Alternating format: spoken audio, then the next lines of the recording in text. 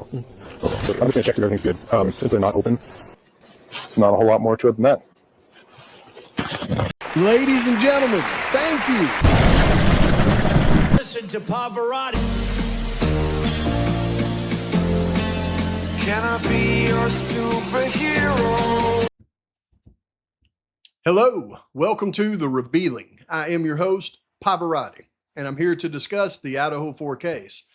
And in this video, this is going to be a comprehensive video to show you almost everything that we have on record is as it relates to evidence of the night of the crime, but with some new twists and turns that give us a little bit more insight to where we can start to figure out more evidence around the fact that this is not Brian Kohbergers' car making the passes at the neighborhood. And we can come one step closer to proving that in this video. There is one specific car that made the passes in the neighborhood for a certain period of time.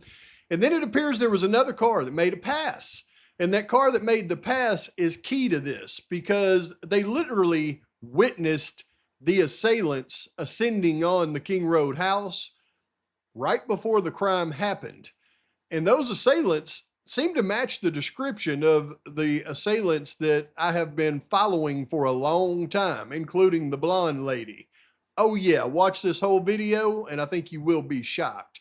And for those of you that haven't followed closely, this is going to be the video that really helps you understand certain circumstances around this case as it relates to the DoorDash driver, as it relates to Rosie and Tesdahl, as it relates to suspect vehicles. Hold on to your hats, folks. Strap yourself in. I don't want you shooting through the roof on this one. You may want to add an extra seatbelt. Let's roll. Okay, members, this is going to be my ultimate video by the time I get it all done, but it's going to take me a while to get this thing ready for the public. And I want to go through it because now we can prove so many things. It's quite interesting, I think you'll find. And what I've done is I've pulled every record from everything that I possibly can to make sure we're as accurate as possible on this. Starting with a couple of logs from Whitcomb's book, Broken Plea. Because even though we don't have this in the cast records, because they didn't show us all of them, in his book, he states that on the 12th, on the night of the 12th, before it turned into the 13th, we can start Kohbergers' location out at Walmart at 10:34 at night. And then he left Walmart and went to Safeway, according to the book, at 10:44. So this is Pullman, Washington. Here's Kohbergers' apartment up here. So he's at Walmart down here at 10:44 or 10:34. He leaves there and he goes into Safeway at 10:44. So we can put Kohberger right here between 10:34 and 10:44.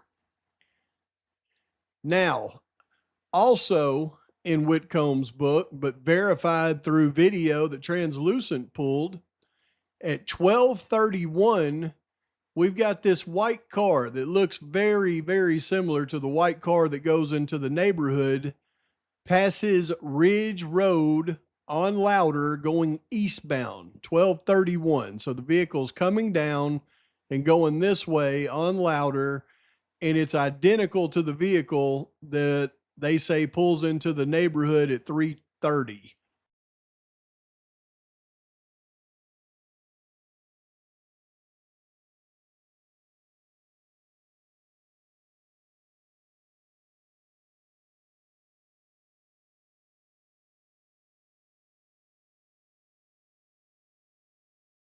Okay, now also on video and in Whitcomb's book, it says at 12:56, what appears to be that exact same car passes back by Ridge onto Louder going westbound. So coming through and going right here, and it's captured on this video. And again, Translucent got the for you, so we can actually see this on video.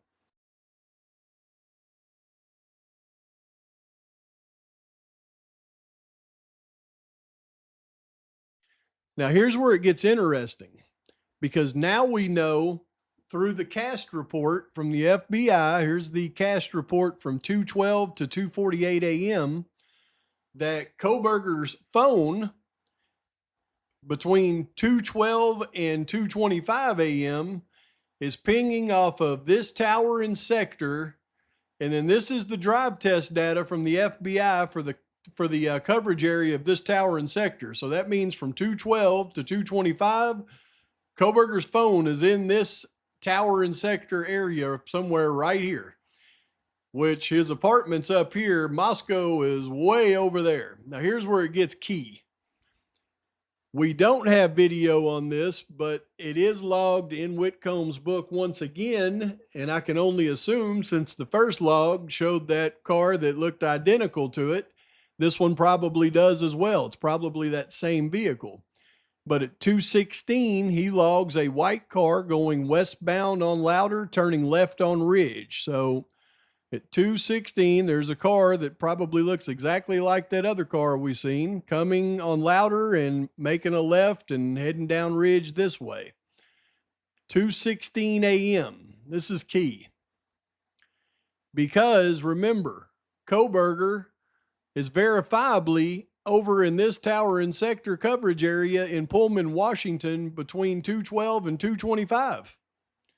So the vehicle at 2:16 that Whitcomb says is on that Ridge Road camera cannot be Brian Kohberger, because Kohberger is in Pullman, Washington at that time, which also means the next car that he logs, which is a white car going westbound on Louder, passing Ridge, cannot be Kohberger either. So apparently there's this white car that we see all night coming down doing all these passes, and it is verifiably not Brian Kohberger, because his phone's in Pullman, Washington between 2:12 and 2:25 when this vehicle is on video twice right here. 2:12, 2:25, he's over here in Pullman.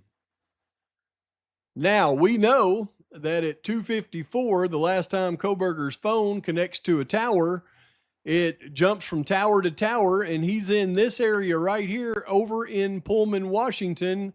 I surmise he's going south. Cy says he's going north. I don't believe Cy telling the truth when he says he's going north. I think he's misdirecting everybody, and he thinks he's going south as well. But regardless, he's over here in Pullman, Washington, verifiably from phone pings. That's important to know as we start to jump over here to what Lana has discovered. And although her and I come to very different conclusions about what this information actually tells us, she is a beast for gathering this. And I'm going to use the report that she gathered to track the movements of Rosie and Tesdahl, because we know Rosie and Tesdahl are together in that Ford Fusion. And Rosie is M177, Tesdahl is M159. So you can see at 2:55, M159, 2:56, M177 initiate the Banfield stop on Taylor Field.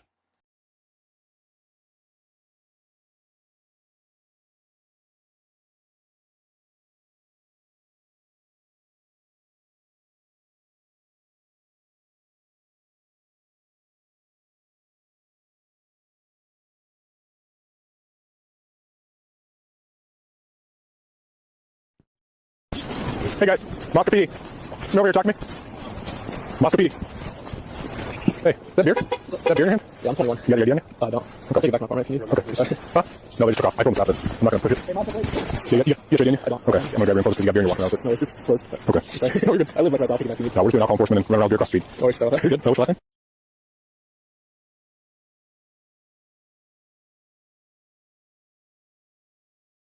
Date of birth.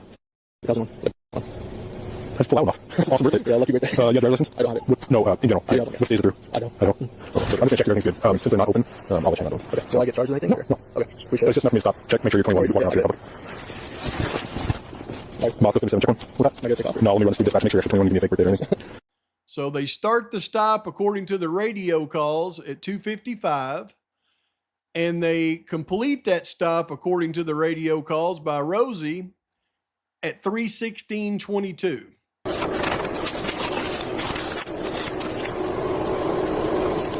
So same thing for you, 4750, okay? Yeah.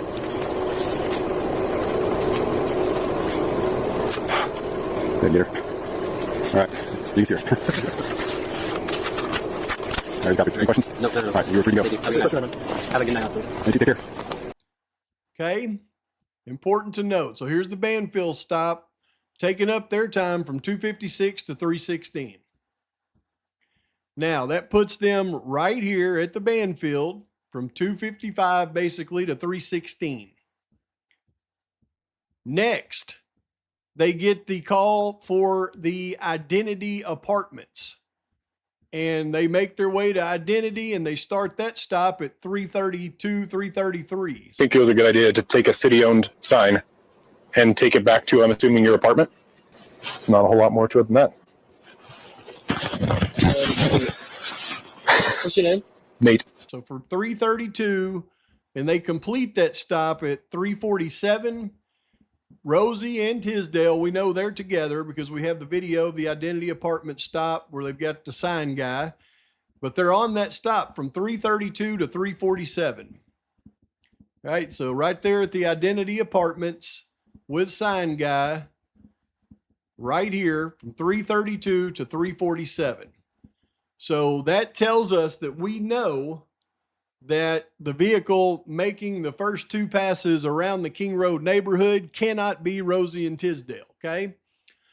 But the vehicle that makes the passes around the neighborhood the first two times is very, very likely to be that same vehicle that we've seen logged on these cameras on Ridge Road since midnight. And I'll show you why. Because once you get to the Indian Hills stops, 326, Indian Hills sightings, 326, 326, 326, which is all right here, 326, 326, 326, 10, 35, and 43.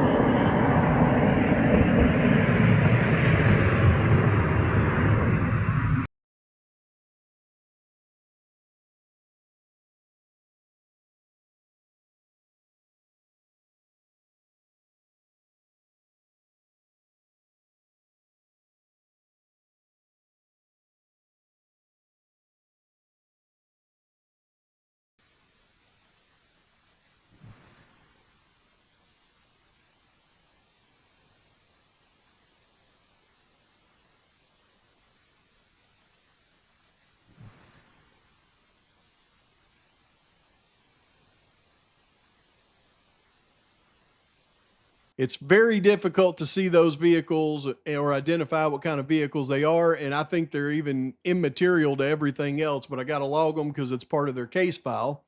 But then we get to the key in this entire thing, and that is the vehicle that they capture on video at 1311 South Main Street, which is the A&W, which you can see in the FBI report listed 32856, which this time is the most irrelevant time that they could have put on here because it doesn't match up to anything, even their own work.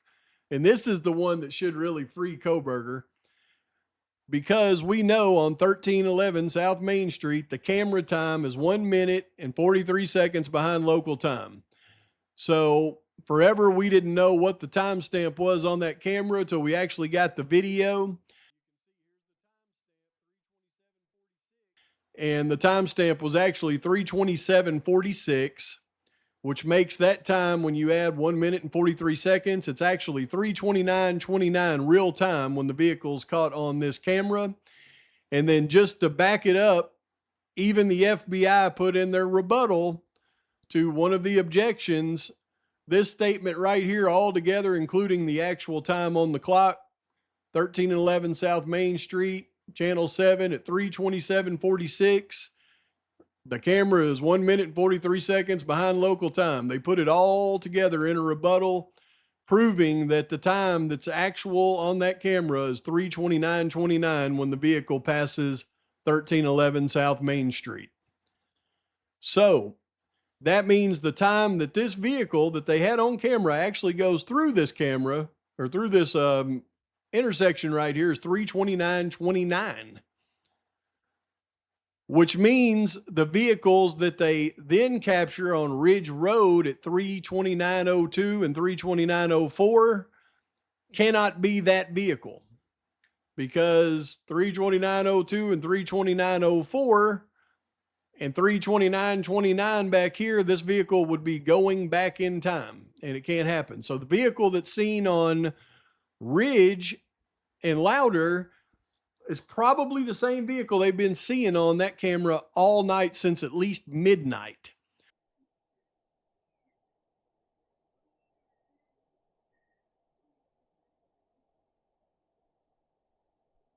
The vehicle that was at the Sunset Mart, we have no idea what happened to it, because it goes through the camera at the Sunset Mart at 3:29:29, and then it never shows up on the Ridge camera or the Ridge and Louder camera right here. And we know because we've got another 30 seconds. We got it all the way to 3:30 and this vehicle never appears. So this vehicle likely either turned here or did something, and it likely has nothing to do with the entire thing. And it's important because that's the vehicle that they said didn't have the front license plate.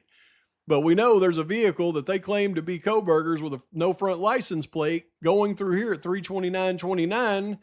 And then it never makes it over to here. But the vehicle that they say is his passing the neighborhood is the vehicle that was on camera on Ridge and Louder at 3:29:02 and 3:29:04. So 3:29:29, we have no idea what happened to this vehicle after it goes through that light.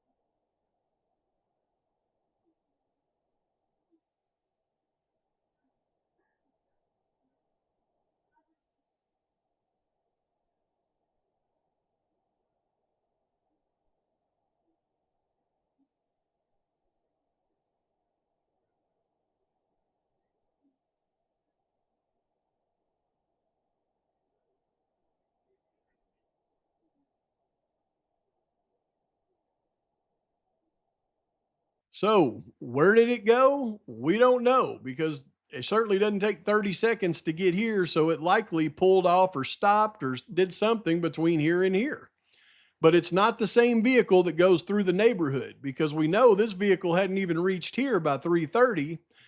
And the vehicle that pulled in the neighborhood's already passing Linda Lane before that vehicle could have ever even come into view on this camera. And you can see here's the timestamp, 3:27:46.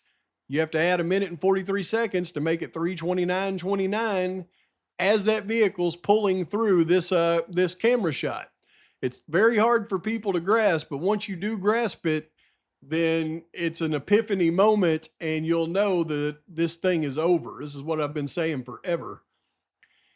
So 3:29:02 and 3:29:04 on the Ridge and Louder cameras. 3:29:02, 3:29:04, the vehicle's right here, and it's going to continue until it passes the dumpster cam right here at Linda Lane at 3:29:48. So it just came up, continued on, and it's that same car that we see on the video that they've likely seen all night.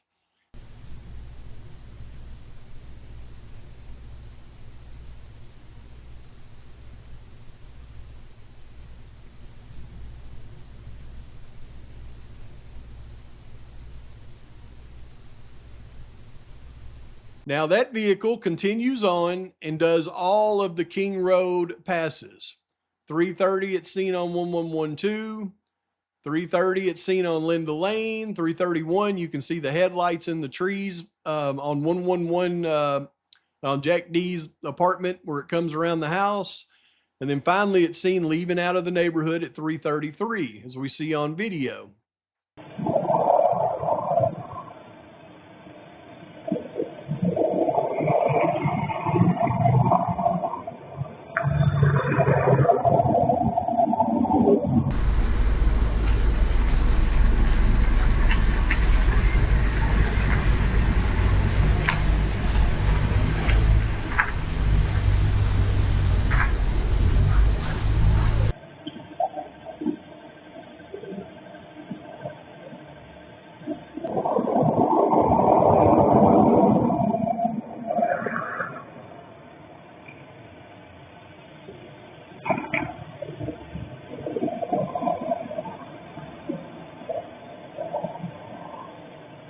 But then the next sighting is, as it turns and it heads south on Walenta, you can see the vehicle basically going past the house and the lights on the trees as it's heading south.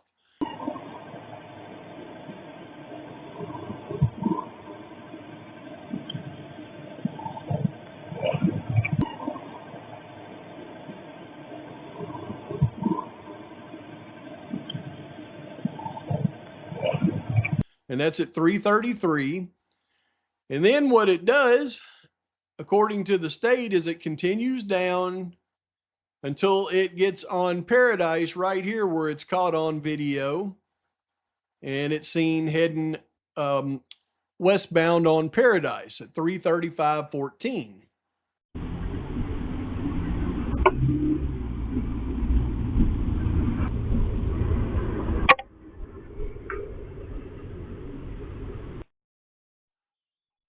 Now, from there, they surmise that it went back up Walenta all the way up until you can see it behind 1119 at 3:38:12.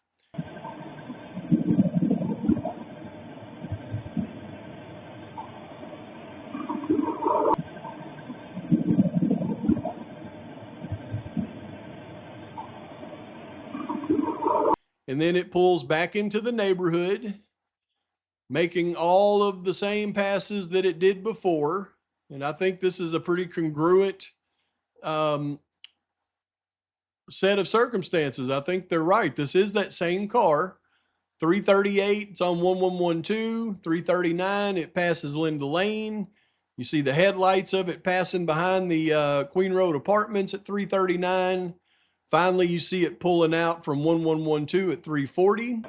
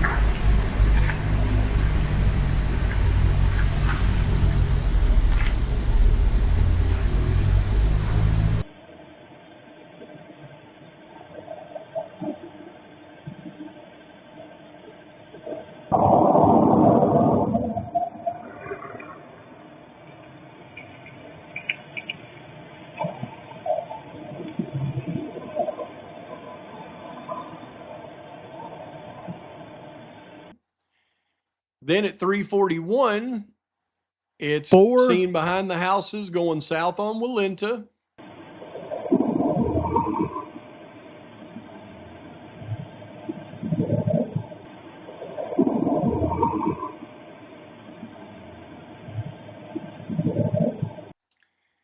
It continues down the same route until it's seen making a U-turn here on Paradise at 3:43.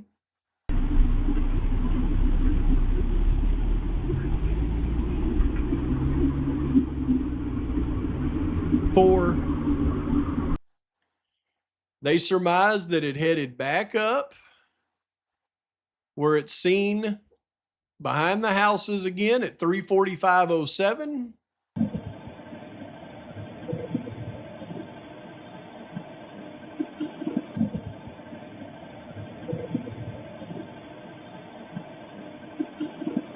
And then it stops there for a minute, turns around, and heads back down south again.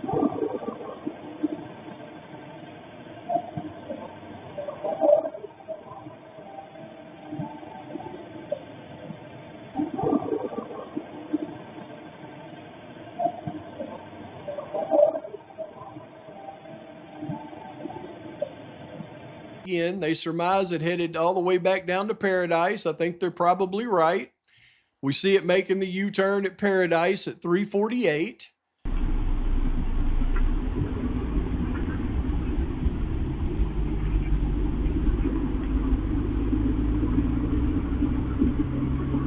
Here's the problem, though, after 348. They never see this vehicle other than behind the houses with basically headlights again until the vehicle pulls in the neighborhood at 356.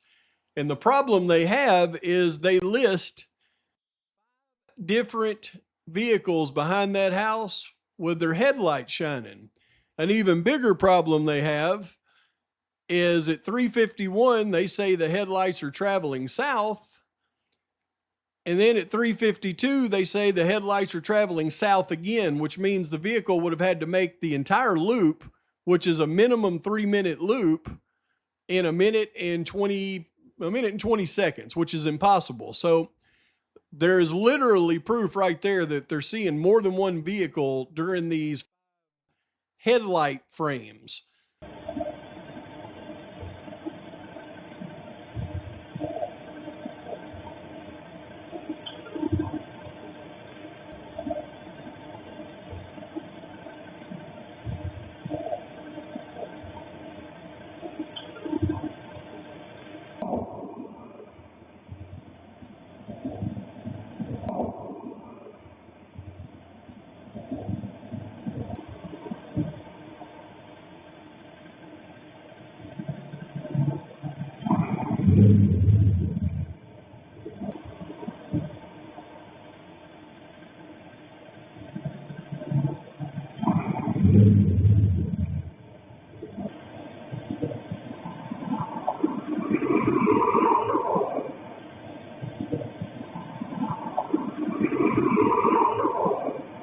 This vehicle is seen making the U-turn at 348 at Paradise. They have no idea what it did between 348 and, as I'm going to show you, 404 when it likely pulls back into the neighborhood. So there's at least headlights on trees right here between that time frame, verifiably more than one vehicle. Because I believe it's very possible, extremely possible, that this is a different vehicle than the one that made the prior two passes that pulls through the King Road neighborhood at 356.24. And it's a different vehicle that pulls in at 404. I believe the 404 vehicle is the one we've seen passing around that thing all night long. And here's why I say that. Let's jump back over here to Rosie and Tesdahl. Rosie and Tesdahl's finishing up their stop with sign guy at the Identity Apartments. Identity Apartments right here. Remember, they were both together from 332 to 347. But according to the information that Lana has received, after 347, they finished that call, and at 352.03, both 159 and 177, Rosie and Tesdahl, are 01, meaning they've returned to the station. Now, here's where Lana and I see things a little bit different. And I understand her point of view, and it's very compelling, and I'm not saying it's wrong by any means. I'm just going to explain what I'm interpreting in this. And I think the evidence that I'm about to show is going to back it up tremendously. But at 352, they both pull into the station, and you can see 159 never has another code, never has another call. So 159, nothing after 352.03. But 177, Rosie, after they pull to the station, he has more codes because he's pulling up the names of people. Now, he pulls up the names of a couple of people here and then a bunch more people. Now, because Lana has gone through all of his stops that night, she knows that these names that he's pulling up are the names of people that he had contacts with earlier in the night. Now, what Lana surmises is because he's pulling up these names, he's just faking being busy and doing things. And because him and this other guy, 176, don't have any calls between 4:07:59 and 4:23:53, she suggests that that's the exact time the white car pulls in and stops, and 4:20 it pulls out, gives it enough time to get back to the station. She suggests it's possible that they are actually the ones in the white car committing the crime, I believe. I'm not trying to put words in her mouth, but that's what I surmise. And that is very compelling based on the time frame between these two logs.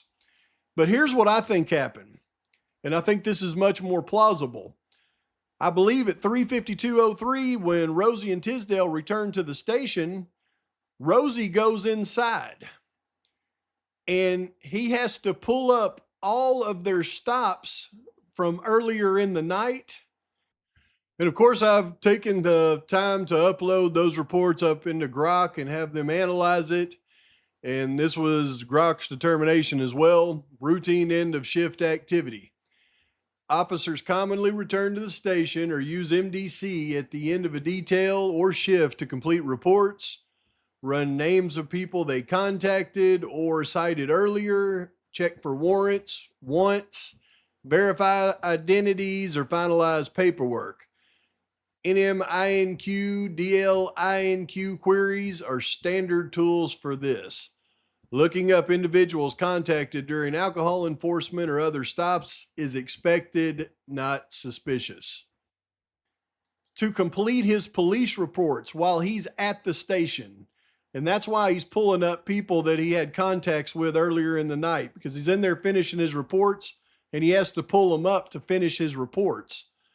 But it also tells me that Tesdahl likely never went inside the station. He dropped Rosie off at the station at 3:52:03. Rosie goes inside, Tesdahl leaves.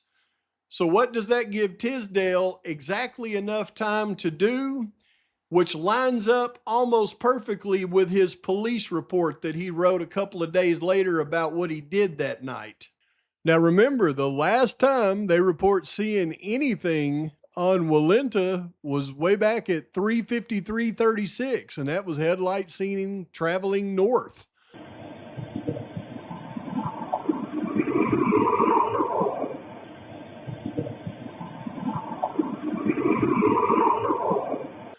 So 3 minutes before we ever see the vehicle pull through the neighborhood, we see the vehicle pass behind the 1119 house traveling north. This is just any vehicle. I mean, it's probably not anything to do with this whole case. It just travels north and probably keeps on going.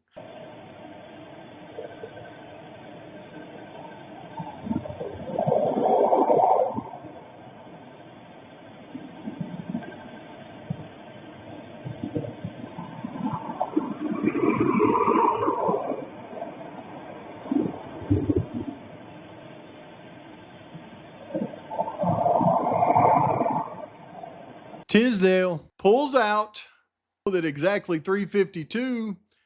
Tesdahl is now dropping Rosie off at the station. So now Tesdahl is no longer with Rosie. And what does he do? I contemplate that he pulls out of that station, heads straight up 95 to the gas station at the Sunset Mart, hangs a left, because we don't have any video of this for some reason.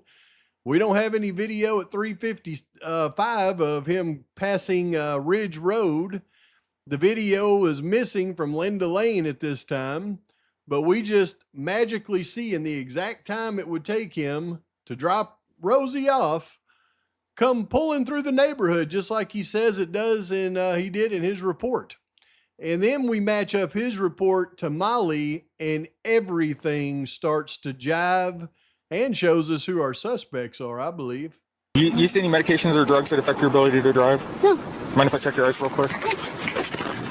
See the tip of my pen? Yeah, you can pull your glasses off real quick. Here, look at my glasses. I just want to look at your eyes. Okay. And this is where it becomes extremely important, because here's the DoorDash driver pulling in at 346. And as she pulls past 1112, you'll see the tail lights in the window and where they stop. They remain stopped there for a few seconds. And then she continues to turn in between king and queen. There's the reflection. And it just kind of hangs out right there. Here's what she did. She pulled up to about right here where she stopped for 3 or 4 seconds. Then she continued on around this corner to right here where she stops and she parks. And you see her parked. Watch again. As she comes in and comes around past 1112 here, we're going to zoom in on this window. And she gets up just past king or queen, 1122 king, and she parks for about 5 seconds. 3, 4, 5, 6. And then she turns in between king and queen. There's the reflection right at the line of sight, and she parks. Now, here is the screenshot I just took of the DoorDash's tail lights. And again, you can see it's in this window right here. And when you take your line of sight to the last place you could have seen that, it was right here. But she parks right here the first time. When she first parks, she stops here, pulls in, and then she parks right here for just a little bit. And I'm going to prove that because she turns her headlights off, but you can still see her parking lights are on because you'll see this reflection stay there. Watch, it gets bright, it stops. It dims, and then it goes out. She parks right there. Then we see her a few minutes later walking up the road here at 351-31. She's going to walk to the end of the street here, stand there for a second, do something on her phone, and then after a few seconds, she's going to turn around. She's going to signal with that flashlight. And then she's going to walk back to her car. There's her flashlight signal. Now she's walking back to her car. She's going to get in her car and then pull behind the King Road residence. So she's then going to walk to her car, get in, pull behind the King Road residence, park facing south, and then another vehicle pulls out up here, and it drives down where its headlights are seen in that window until it pulls out of the King Road neighborhood right here. Watch this window. Headlights, 1, 2, 3, 4, 5, 6, 7, 8, 9, 10. Before it pops up in that window, and then we see it pull out. 10 seconds when you first see his headlights in the top window. Now, Molly then exits this vehicle, leaving her lights on. And she walks down to right here, and she looks at the courtyard in the back of the house, and she contemplates on taking the food to the back door because that's what she said her app told her to do. As she's doing that, a vehicle drives through past her that she identifies as a tan sedan with a guy with blonde spiky hair in it. Now remember Tesdahl's statement that he had written on November the 15th, talking about what they did that night, clearly states that their plainclothes detail concluded at 3:52. But then he goes on to say during the detail, Rosendahl and I made several patrols through the area of King Street and Queen Road. During each patrol of the area, we traveled on the north side of 500 Queen Road, heading east. We wrapped around the building heading south on the east side, then west on the south side of the complex. We then traveled north on the west side, turned west onto Queen Road, and proceeded to King Street. Literally mapping out, pulling in the neighborhood, going around Queen Road, around the King Road house, back out and out of the neighborhood. I mean, mapping it out exactly like we see the vehicle do. But now that we have all of the Linda Lane footage, all of the 1112 footage from midnight and on, we know that there is 0 times that a vehicle that would even resemble Rosie and Tisdale's car made any passes during any of that time during the night. The only way that they made any of those passes is if it was one of the vehicles that was claimed to be suspect vehicle. Now, we've already gone through and looked at how the first 2 passes couldn't have been Rosie and Tisdale because they were busy with other stops, and it's on body cam. But the 356 pass absolutely would account for at least one of these passes that he says they made, even though he says Rosie was with him. But now we have the statement of Molly that makes so much sense because she doesn't see 2 of them in the car. She only sees 1. So I think it's very fair to say that this matches up with reality. Even though his shift ended at 3:52, according to his report, he pulled straight out, and that's where he made 1 pass, not several, around the King Road neighborhood. And that's what we see coming through at 3:56. And then he specifies during one of the patrols, apparently the only patrol that they actually made, or he actually made, but during one of the patrols in this area, while approaching the southwest corner of 500 Queen Road, I recall seeing a darker colored vehicle, Molly's, with taillights on. Molly said in her statement when she got out of her car, she left her headlights on, which would have left her taillights on, and she was parked in the exact spot he's claiming to see this car. This vehicle was parked facing south on the south side of the parking lot, exactly where Molly parked, towards the west end, exactly where she parked. There was a short section of parking lot which extended to the west of 500 Queen Road, south of King Street, which was where that vehicle was. Exactly the place where Molly parked, where Molly stated she left her headlights and taillights on. She has a darker colored vehicle parked in that spot. He's making the 356 pass, and he's seeing Molly's car, and we know it. Now, he goes on to say each time. Now, you only did it once.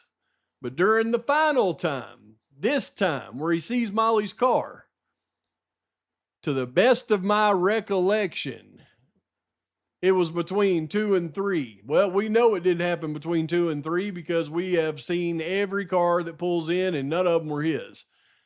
But he goes on to say, as we traveled north on the west side of the apartment complex, I saw several individuals approaching the residence at 1122 King Street.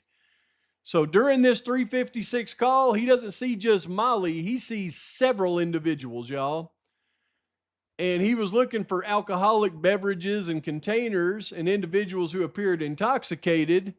The individuals that he drove past did not see any reason to contact them for related patrol, probably because they were older individuals.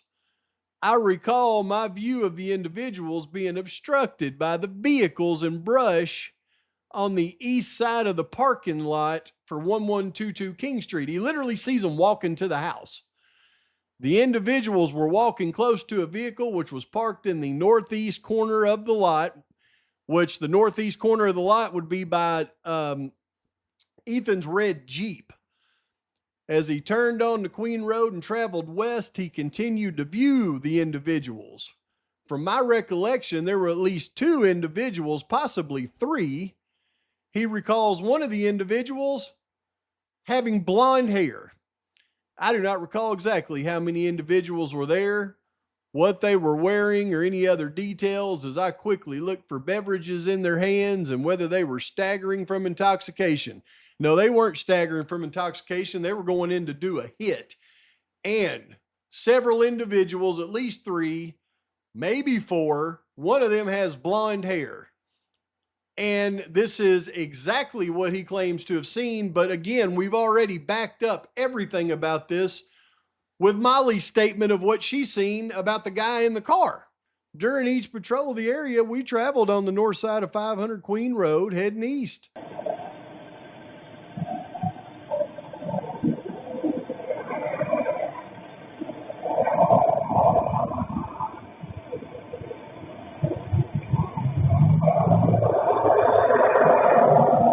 We wrapped around the building heading south on the east side.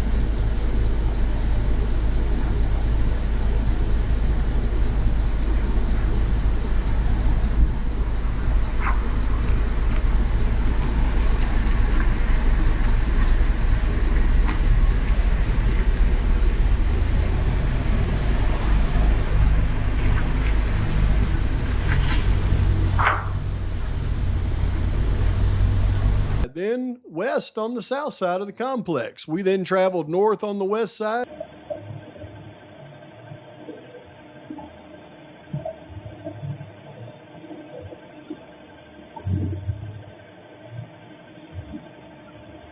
Turned west onto Queen Road and proceeded to King Street.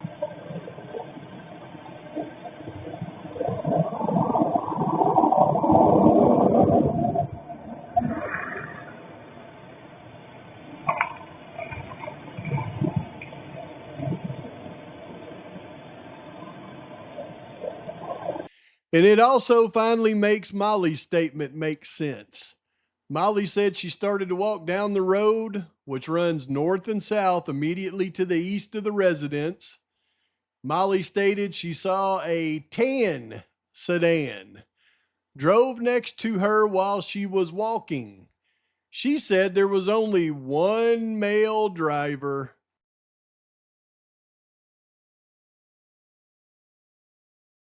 And noticed he did not look at me. She said he looked completely zoned and just drove by her. She later stated the driver was white with blonde or red spiky hair.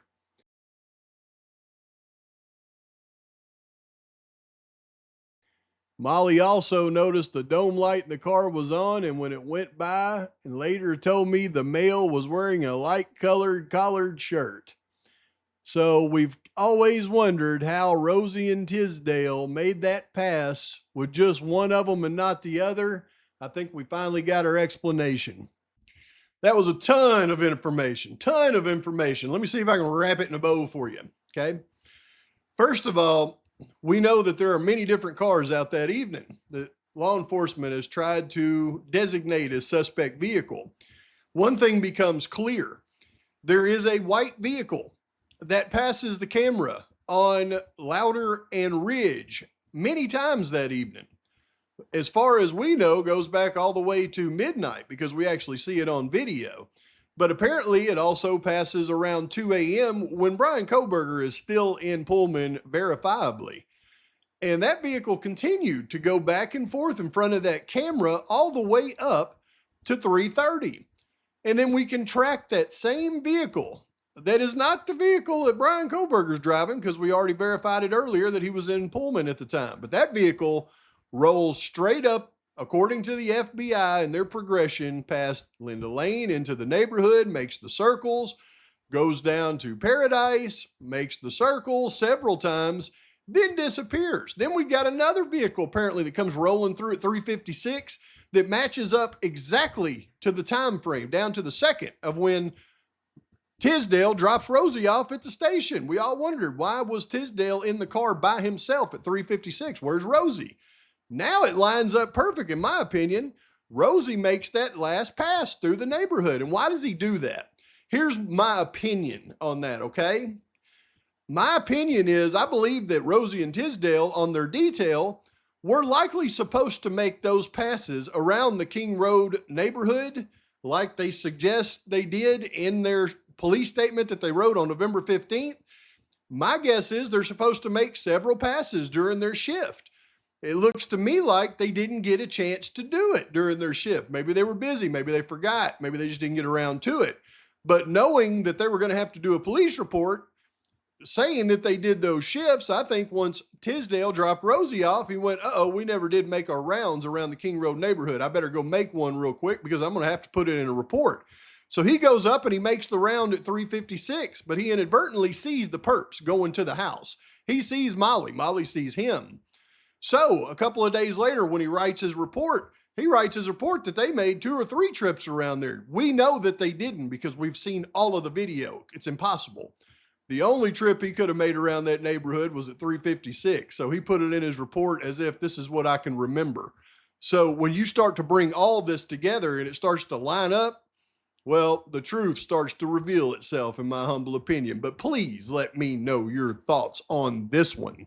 And please like and subscribe to this channel.